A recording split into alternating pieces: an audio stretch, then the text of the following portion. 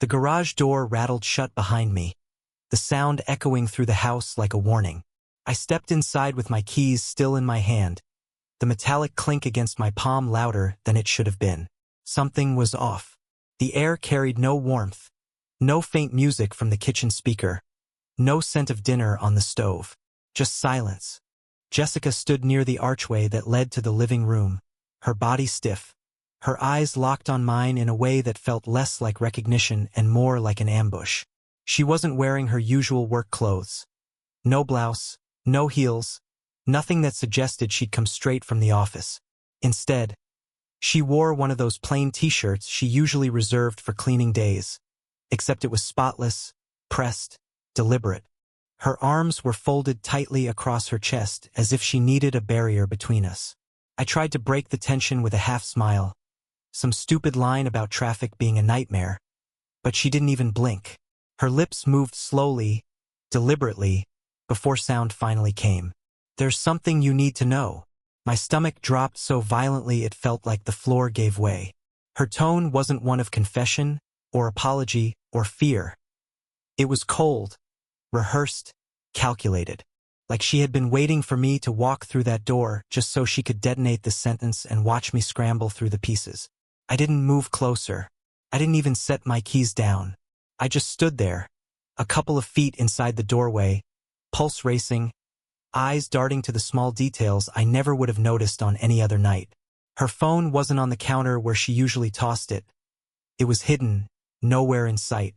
The blinds were drawn even though she likes natural light in the evenings. And her glass of wine, already half gone, sat on the table like it had been her companion while she rehearsed this moment. The silence that followed her words stretched long enough to become unbearable. My instinct screamed at me to ask, to demand, to pull the truth from her clenched jaw. But the way she was watching me, head slightly tilted, eyes unblinking, made it clear she wanted me to drag it out of her, to beg for the blow she'd been preparing to land. And that was the first time I felt it. Not confusion, not fear. Betrayal. Something in me already knew, even before she said another word. I didn't answer her right away. My throat had closed up, dry and tense, and I swear the house itself was pressing in on me, waiting. She shifted her weight, one heel scuffing against the hardwood, and that tiny sound cracked something open inside me. "What do you mean?" I finally forced out. My voice didn't sound like mine. Too low, too deliberate, like I was trying not to show how badly my hands were shaking. Jessica looked past me toward the door I had just closed, then back at me, like she was considering an escape route. Her arms tightened across her chest. Instead of explaining, she let out a sigh that came out almost theatrical. "You're going to overreact," she said, her tone already defensive, as if she had practiced this line dozens of times. "But I need you to hear me out before you explode." That was the first lie, though at that moment I didn't have proof. It was just the way her voice bent around the word need. Like it wasn't really about me hearing her out at all. It was about her getting ahead of whatever storm was coming. I stepped further inside, tossing my keys onto the counter with a clatter that made her flinch. My eyes scanned the room without meaning to. The living room was too neat. No shoes kicked off by the couch. No throw blanket tangled from her usual nap. No coffee mug sitting half-finished. It looked like she had reset the stage for a performance. "Jessica," I said, steadying my voice. "Say it." For the briefest moment, her mask cracked. Her bottom lip trembled. Her eyes watered. Not with guilt, but with frustration, like a child who didn't want to admit being caught. She looked away, chewing on the inside of her cheek, then back at me with that cold edge again. "I've been seeing someone." For words. Nothing dramatic, no build-up, no apology. Just a surgical strike straight into my chest. The air left me in a rush. My first thought wasn't even about who, it was about how easily she said it. I stared at her, searching for some sign that she was joking, exaggerating, testing me. But the stillness in her face told me it was real. And when I didn't immediately respond, she tilted her head slightly and added, in a sharper voice, "I didn't want you to find out like this." That phrasing hit me harder than the confession itself. Find out. as if she had been perfectly fine with me never knowing at all. My legs felt unsteady, but I stayed upright, gripping the counter behind me for balance. Inside, my thoughts were chaos, slamming into each other with no order. But one thing was clear. The woman standing across from me wasn't my wife as I knew her. She was someone else. Someone who had already chosen a side. And it wasn't mine. I don't know how long I stood there gripping the counter, staring at her like I was trying to read a language I'd never seen before. My mind felt split in two. One side screaming at me to demand names, dates, details, while the other side just wanted to rewind 30 minutes and never open that door. Who? I finally asked. My voice cracked, the word coming out sharper than I intended. Jessica rolled her eyes, like I had just asked something ridiculous, like I was inconveniencing her. Does it matter? She said flatly. Yes, it matters, I snapped. My knuckles whitened against the countertop. You don't get to stand here in my house and say something like that and then act like I'm the problem for asking. Her arms uncrossed, hands going to her hips now. Defensive posture turning into full-on arrogance. You're blowing this way out of proportion, Mark, she said. It's not like I planned for this to happen. I didn't mean for it to get serious. The words "get serious" slammed into me. That meant it wasn't just a mistake, not just one lapse in judgment. She'd been carrying this thing long enough for it to grow, to become something she felt the need to categorize. My chest burned. So how long? She hesitated just a fraction too long, and I caught it. She wasn't searching for the truth. She was calculating how much to admit. Finally, she shrugged, her voice almost casual. A few months. I felt like the floor disappeared beneath me. A few months. That meant holidays, birthdays, dinners out with friends. All those moments where I thought she was distracted, tired from work, maybe just stressed. Those were lies she let me believe while she carved out time for someone else. I pushed off the counter and paced toward the living room, needing space, air, anything. My pulse roared in my ears. So every time you left to work late, every time you said you were grabbing drinks with coworkers, don't do this. She cut me off, her voice sharp now, irritated more than remorseful. Don't drag every little thing into it. You have no idea what it's been like for me. That broke something in me, for her, like she was the victim in all of this. I turned, staring at her as if I'd never seen her before. She didn't look sorry. She didn't even look nervous. She looked annoyed, like my hurt was an inconvenience she'd rather skip past. And that's when the rage started to creep in. Not loud, not violent, but cold and steady, a kind of clarity I hadn't felt until now. She wasn't confessing. She was controlling the story. The clarity hit me like ice water. She hadn't told me because she cared about my feelings. She had told me because she was cornered by something I didn't yet see, and this was her way of trying to control the fallout. I stepped closer, my voice low. Who is he? Jessica exhaled through her nose, shaking her head like I was asking the most exhausting question in the world. She walked toward the sofa, sat down deliberately, and folded one leg over the other. Her posture screamed defiance. I told you it doesn't matter, she said. It matters to me, I shot back. My voice cracked again, but I didn't care. You're married to me. You've been lying to my face for months. And now you think you get to decide what parts I'm allowed to know? Her eyes narrowed. You're being dramatic. It was supposed to stay separate. You weren't even supposed to find out. Separate. That word. Like she had built two worlds for herself. One with me, stable and boring, and one with him, thrilling enough to risk everything. Depressed. So what, he's from work? Some random stranger? Tell me the truth.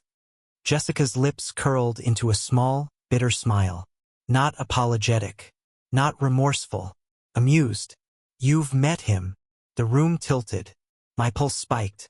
What? She leaned back against the cushions, arms stretched along the top of the sofa, the picture of smugness. I didn't want it to get this far. But you don't listen, Mark. You never listen. So when someone else actually saw me, it just happened. My mind scrambled, flashing through faces, coworkers, family friends, neighbors. The possibilities were endless, each one a knife waiting to sink deeper. Who? I demanded again, my voice shaking now. Her eyes flicked over me slowly, savoring the suspense, before she finally answered. David. The name hit me like a brick to the skull. David wasn't some random. David was my best friend. The one who stood beside me at our wedding. The one who came over for Sunday football, laughing in my kitchen, drinking my beer. The one I trusted like a brother. And in that instant, my legs nearly gave out. Everything. The excuses, the late nights, the cold distance. It all aligned into a grotesque puzzle I wished I'd never solved.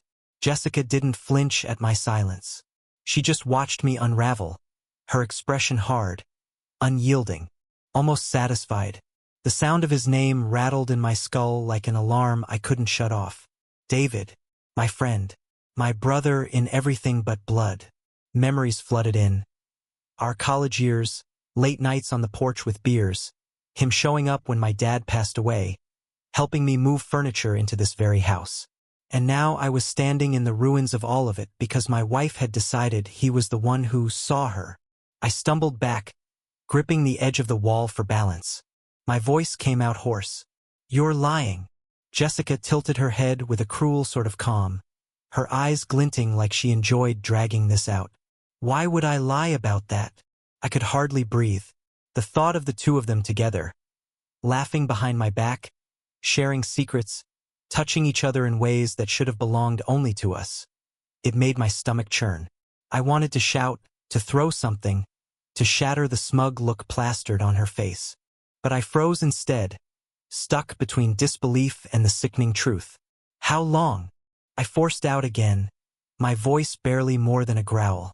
She smirked. Long enough. That answer wasn't just vague, it was cruel. It was designed to twist the knife deeper, to make me imagine every single get-together, every casual evening where David had walked through our door with a smile, knowing he had already crossed that line. My mind replayed last Thanksgiving. David had been here, carving turkey with me, joking about the Cowboys losing, clinking his glass to mine in a toast. Jessica had leaned in to refill his drink, her hand brushing his shoulder. I thought nothing of it then. Now every moment had a new, venomous meaning. You let him into our house, I said, my voice trembling with fury. You sat across the table from me, smiling, while you... I stopped, unable to finish the sentence. Jessica finally sat forward, her tone sharp, dismissive. Don't act like you've been the perfect husband, Mark. You bury yourself in work, in routines, in the same boring conversations. David actually listens. He makes me feel alive. Something you stopped doing a long time ago. Her words sliced through me, cruel not just in their content but in how casually she delivered them. She wasn't apologizing. She wasn't even trying to soften the blow. She was justifying it, painting herself as the victim, me as the neglectful husband, David as the savior.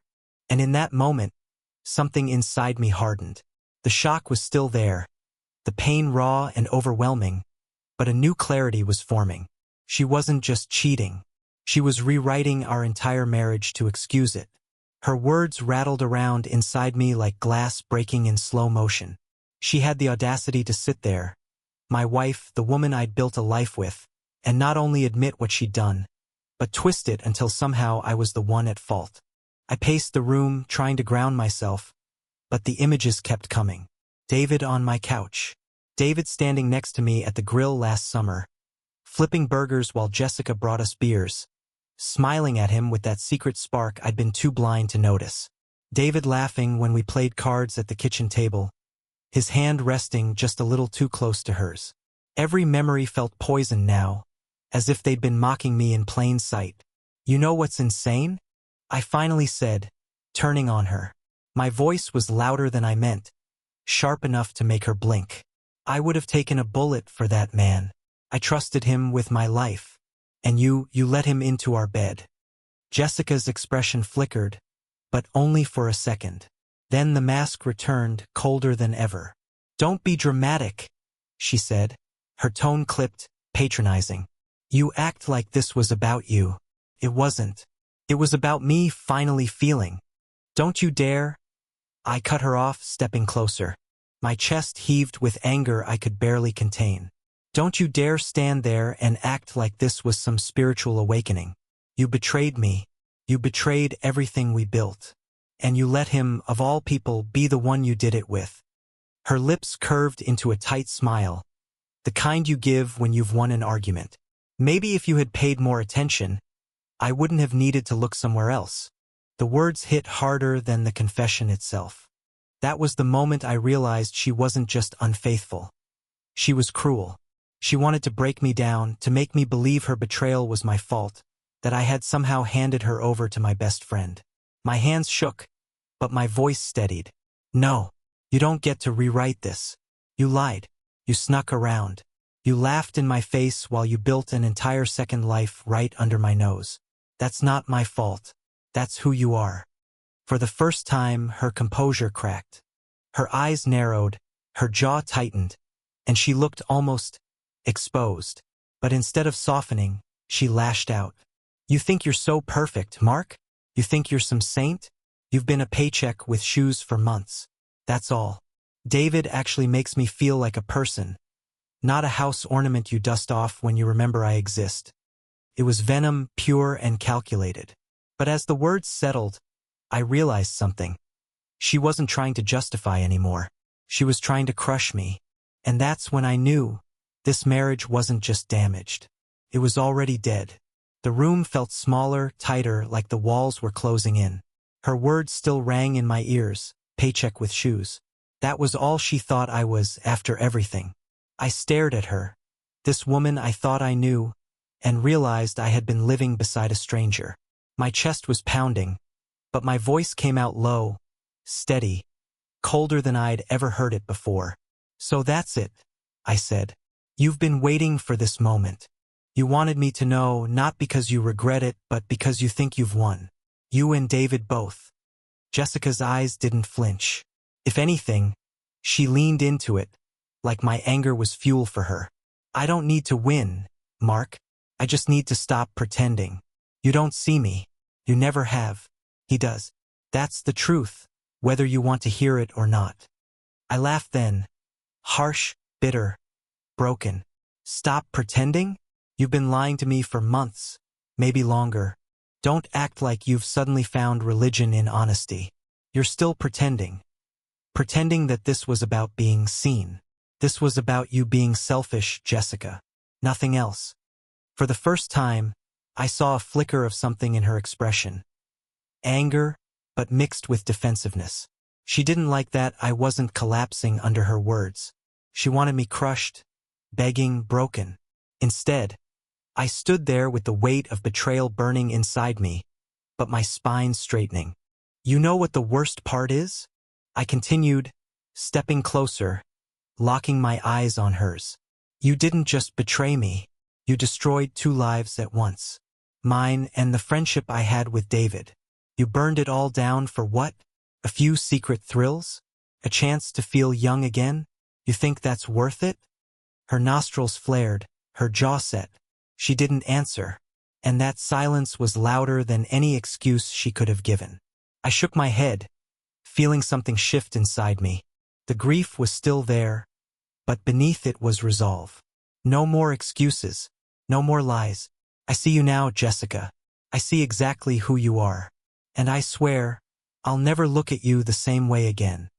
Her lips parted, like she wanted to throw another dagger at me, but I didn't wait for it. I turned, grabbed my keys off the counter, and headed for the door. My hands were trembling, my chest tight, but I knew if I stayed in that house 1 second longer, she'd drag me into another twisted game of blame. Behind me, her voice finally cut through, sharp and venomous. Fine, walk away, Mark, but don't come crawling back when you realize you're nothing without me. The door slammed shut behind me, and for the first time all night, I could breathe. The air outside was cool, sharp, almost painful in my lungs, but it was real. And I knew this was only the beginning. The night air hit me like a slap, cutting cold and bracing. I walked to my car on autopilot, barely aware of the gravel crunching under my shoes. My hands were still shaking so badly I dropped the keys twice before I finally got the door open. I sat behind the wheel, gripping it so hard my knuckles turned pale. The house loomed in the rearview mirror, glowing with its warm lights like nothing had changed, like the truth hadn't just gutted me inside. I hated how ordinary it looked. I hated how they had been laughing in that living room when I wasn't home, how David had walked through that front door as if he belonged. David. His name alone made my teeth clench. My best friend. My brother. The man I had trusted more than almost anyone else. How many times had I confided in him about Jessica? How many times had he nodded sympathetically while already knowing he was betraying me behind my back? My phone buzzed in the cup holder. A text lit up the screen. David, you okay, man? I stared at it, disbelief twisting into rage. He had the gall to check on me, as if he wasn't the cause of this entire wreck. My finger hovered over the screen, torn between hurling the phone against the dashboard or answering with every curse I knew. But instead, I typed slowly, each word deliberate. We need to talk. Now. The three little dots appeared, disappeared, then came back. Finally, his reply, David. All right, my place? I almost laughed. His place, probably the same couch Jessica had been on. I couldn't stomach it. No. Mine. 10 minutes. I shoved the phone back down and sat in the suffocating silence of the car. My pulse thudded in my ears. Part of me wanted to drive, to disappear, to leave this town and never look back. But another part, the stronger part, wanted answers. Wanted to look him in the eye and hear him admit it. 10 minutes. That's all it would take before the second half of this betrayal walked through my door. And I didn't know whether I was more ready to scream at him or break down in front of him. I sat in the driveway with the engine off, headlights dimming into silence, until I saw his car roll up. Same beat-up silver sedan he'd been driving for years, the one I'd helped him jumpstart more times than I could count. The sight of it used to mean comfort, laughter, an easy night of beers and banter. Now it felt like a knife pulling into my ribs. David stepped out, casual as ever, wearing that same half-grin that had always been his signature. But tonight it looked wrong, forced, guilty, twitching at the corners. He raised a hand in a weak wave, like we were just two buddies meeting up for a late-night talk. I didn't wave back. He approached slowly, the gravel crunching under his shoes sounding louder than my own heartbeat. When he reached the porch, he hesitated before opening the door. His eyes flicked to mine, searching, but I didn't move to help him. I wanted him to feel every ounce of the weight pressing down on me. Finally, he muttered, Mark. That one word made my blood boil. My name, from his mouth, sounded rotten. I pushed past him into the house, not trusting myself to let him walk in ahead of me. He followed, closing the door softly like noise might set me off. Smart instinct. We stood in the living room, the silence unbearable. The sofa still carried the impression of where Jessica had been sitting. I couldn't even look at it without wanting to rip the cushions apart. So, I said finally, my voice sharp, hollow. How long? David's jaw tightened. He looked down, hands shoved in his pockets, and for once he didn't have that easy charm, that glib answer ready to go. He just stood there, squirming. Mark, listen. No, I snapped. Don't spin it. Don't feed me some line. How long? His throat bobbed as he swallowed. His voice came out small, nothing like the confident best friend I knew. Since last spring. Last spring. Almost a year. The floor tilted beneath me. That meant the camping trip we took, the barbecue we hosted, my birthday, all of it had been a joke to him. To both of them. My hands curled into fists. You sat across from me at dinner, you drank my beer, you laughed with me, while you were sneaking around with my wife. Mark, I didn't mean for it. Shut up. I cut him off, my voice low, shaking with rage. Don't you dare use that line. You meant for it every single time you answered her calls behind my back. Every time you left early, every time you looked me in the eye and lied. You meant every second of it. He flinched like I'd slapped him, but he didn't argue. That silence was the final confirmation. And in that moment, I realized something even worse. It wasn't just Jessica who had changed. It was him. The man I thought would stand beside me through anything had been chiseling away at my life piece by piece, and he didn't even have the guts to fight me on it. The betrayal wasn't loud. It was quiet, cowardly, seeping in like poison until it hollowed everything out. I stood there, breathing hard, staring at him like I was looking at a stranger, because that's what he was now. The silence between us was brutal, a living thing crawling across the walls. David shifted his weight, his sneakers squeaking against the floor, and I could tell he wanted to fill the air with something. Excuses, apologies, anything, but he couldn't find the words. I stepped closer, the space shrinking until he couldn't look anywhere without facing me. My voice came out rough like gravel grinding together. Did you ever think about me? Even once?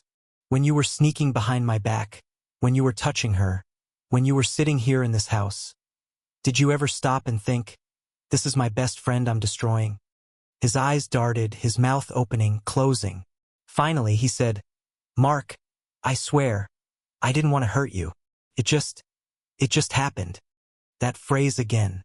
The same poison Jessica used. It just happened. As if betrayal were some storm that rolled in, not a choice repeated 100 times. I laughed, sharp and broken. It just happened? You don't fall into this for almost a year, David. You chose it. Every text, every lie, every time you looked me in the eye. You chose her, and you chose to throw me away. His face crumpled, but there was no defense. He knew I was right. I pressed harder. And the worst part? You didn't even have the courage to tell me yourself. She had to do it. You would have let me keep smiling like an idiot forever, wouldn't you? Because as long as I didn't know, you could keep having both. David's eyes shone, but not with remorse. More with shame, like a kid caught stealing. I was going to tell you, he whispered. When? I barked, stepping forward so sharply he flinched. After another month? Another year? Or were you waiting until she finally left me so you could slide in like some twisted prize? He didn't answer, and that silence, that cowardice, was worse than any lie. I realized then there was no explanation, no excuse that would make this betrayal any less vile. The man in front of me wasn't my brother, wasn't my friend. He was just another liar.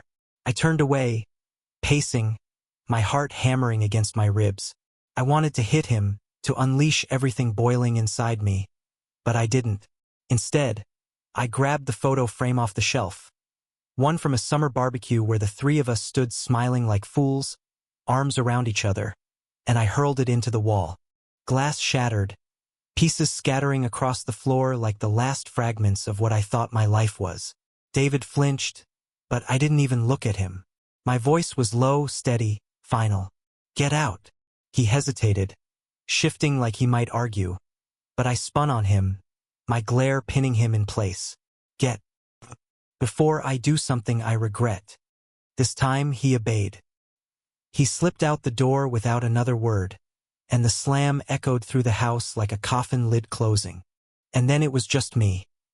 Alone, surrounded by the wreckage, the silence louder than anything either of them had said. The silence after the door shut was unbearable. Pressed in from every direction, thick and suffocating. I stared at the shards of glass on the floor, the broken photo frame lying in pieces.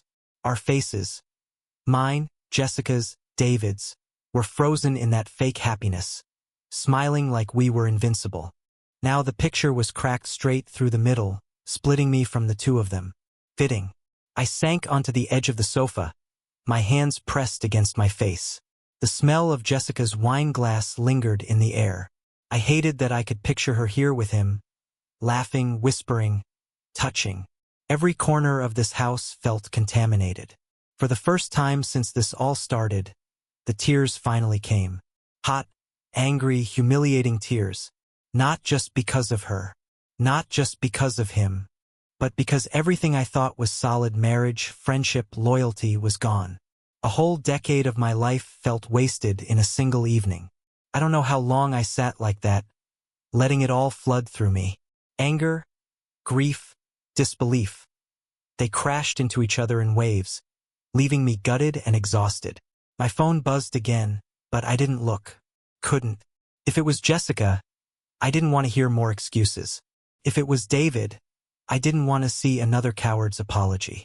Eventually, I forced myself up. The house felt like a tomb, filled with ghosts of memories that now felt poisoned.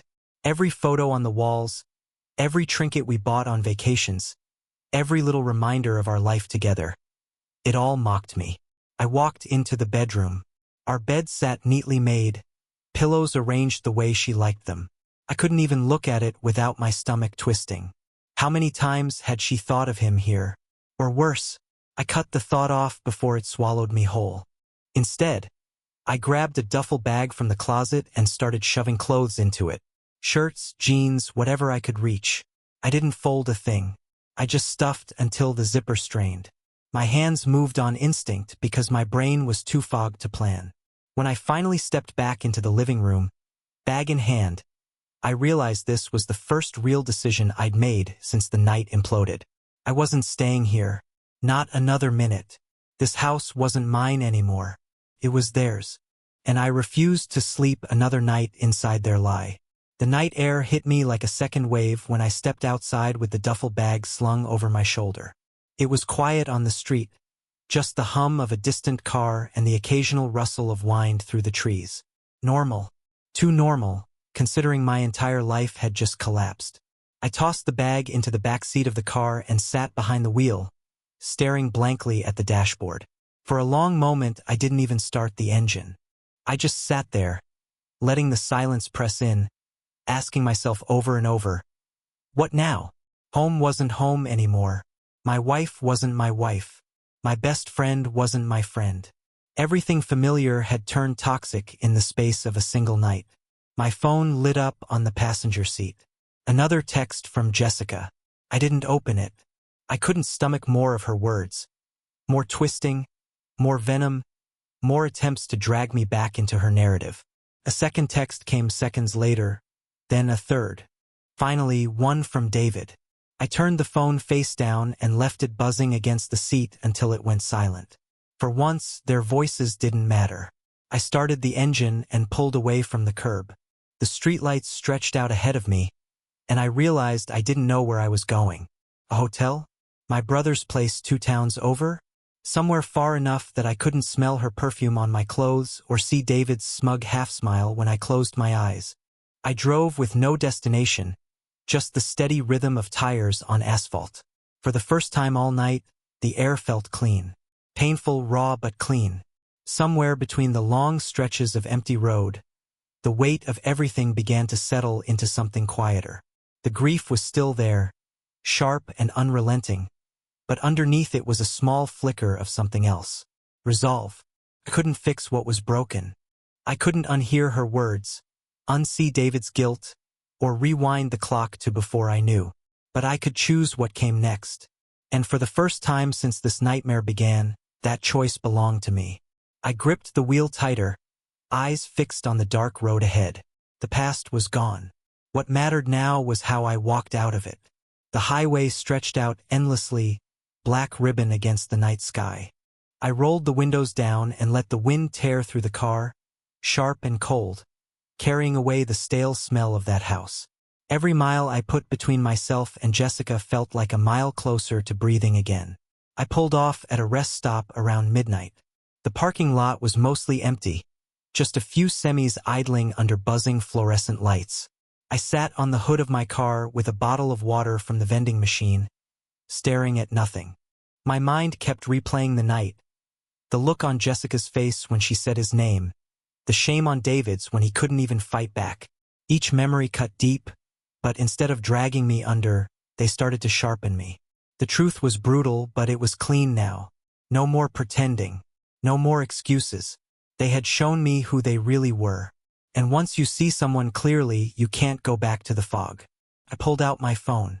Dozens of unread texts glared back at me. Jessica's name filling the screen, David's right behind. I didn't open a single one. Instead, I scrolled to my brother's number and hit call. When he answered groggy, I just said, "Can I crash at your place tonight?" He didn't ask questions, didn't press. Just said, "Doors unlocked." And that was enough. As I drove the last stretch to his house, I realized something important. Jessica had taken my marriage. David had taken my friendship. But they hadn't taken me. Not the part that decides. Not the part that chooses who I'll become after this. When I finally pulled into my brother's driveway, I killed the engine and sat there in the dark, letting the weight of the last 12 hours sink in. I was shattered, yes, but I was still here. And tomorrow I would wake up and begin the process of rebuilding. Not with her, not with him, but on my own terms. If there's anything I'd tell someone else in my shoes, it's this: betrayal will gut you. It'll make you question everything you thought you knew about love, about loyalty, about yourself. But once the lies are stripped away, you see the truth. And that truth, as brutal as it is, sets you free. Jessica and David thought they broke me tonight, but all they really did was cut me loose. And I intend to walk forward, one step at a time, never looking back.